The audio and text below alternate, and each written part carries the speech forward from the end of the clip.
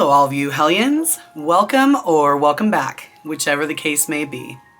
For this week's shower curtain pick, I've gone with Beware the Blob, 1972.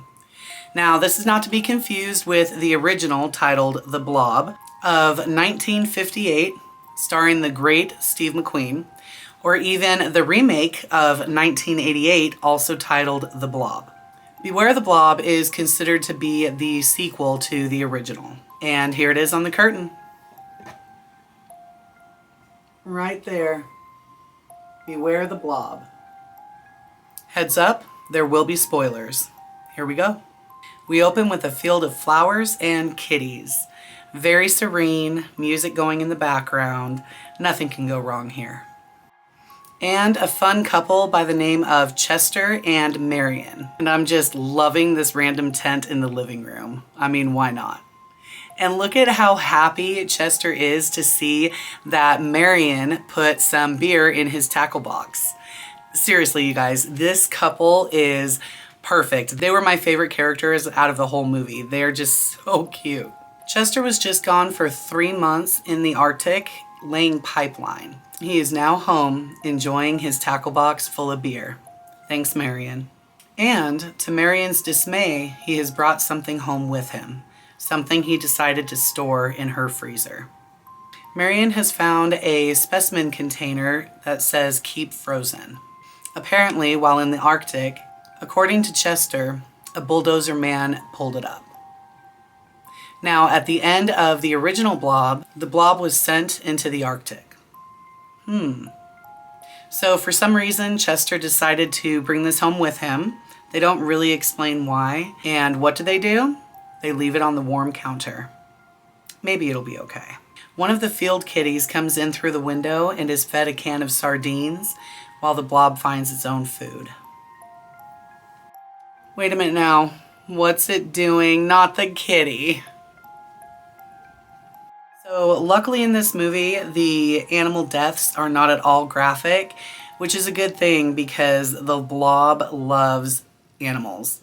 He likes kitties, obviously. He likes chickens. He likes horses, dog. Yeah, he's a fan of the animals. And with all of the animals and people it eats, it grows bigger. After just eating Marion, it goes after Chester.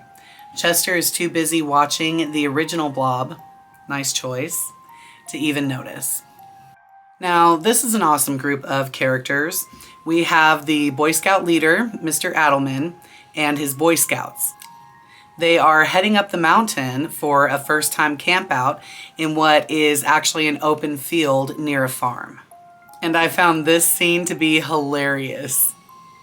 Those things would drive me nuts too. And here's another one. And another one.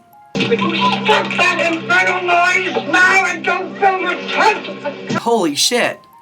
Not only are these boys annoying, they're little cheaters as well. And then we have the hippies. These hippies are together planning a surprise party for lead hippie, Bobby. Bobby's girl, Lisa, is heading to Chester and Marion's house to pick up a set of coveralls that Marion had put together for Bobby, which she finds, and then she finds Chester. Lisa tells everybody that she comes in contact with, Bobby, the cops, fellow hippies, and no one believes her until people start dying.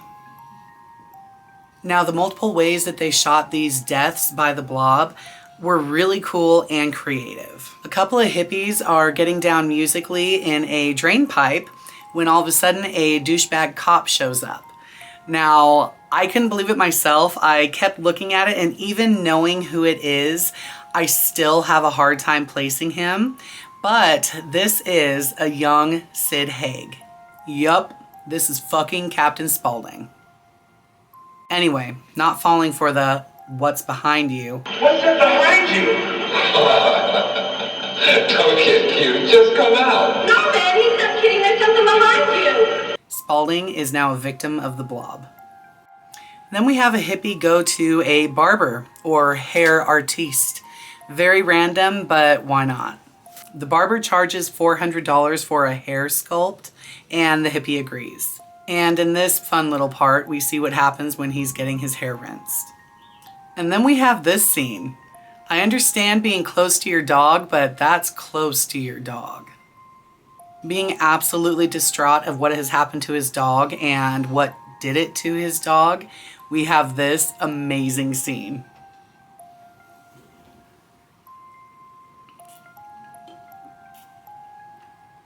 Bobby and Lisa go to Lisa's house where she had completely forgotten about the surprise party.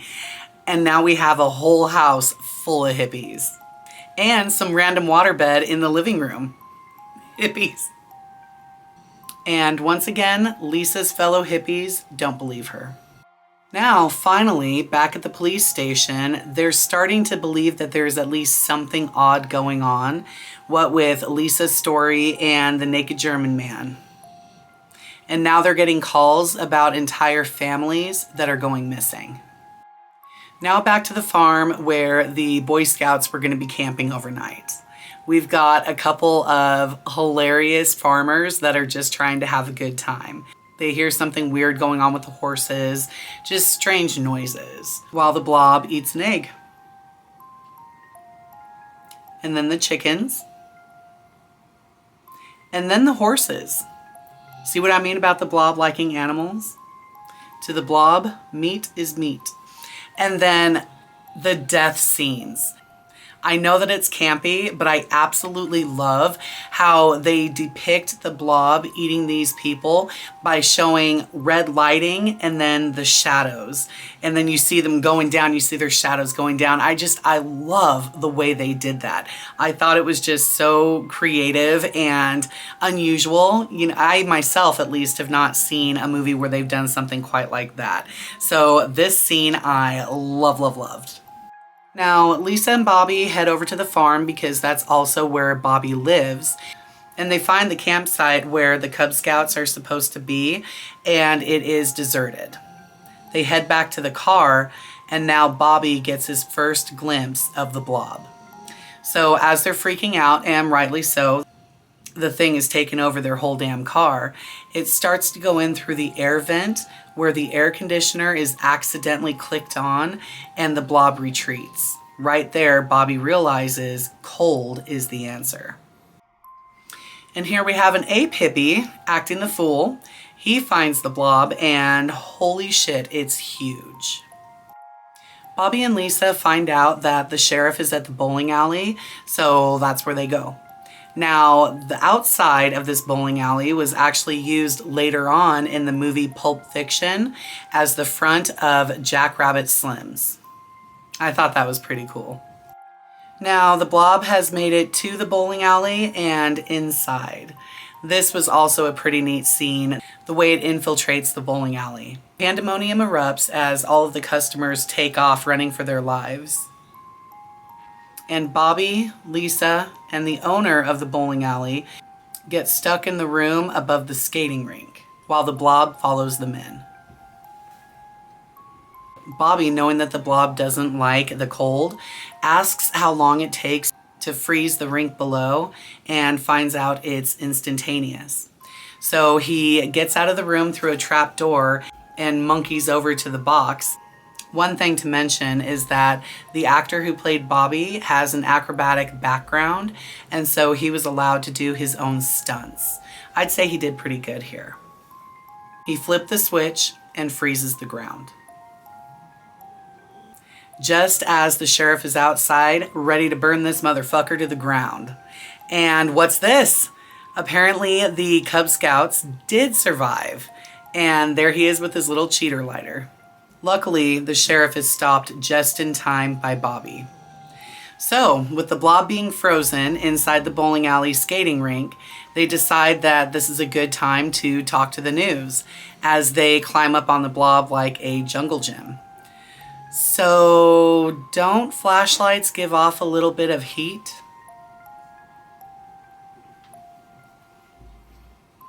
Alright guys, so honestly, this movie was a lot of fun. It's one that I will definitely be rewatching.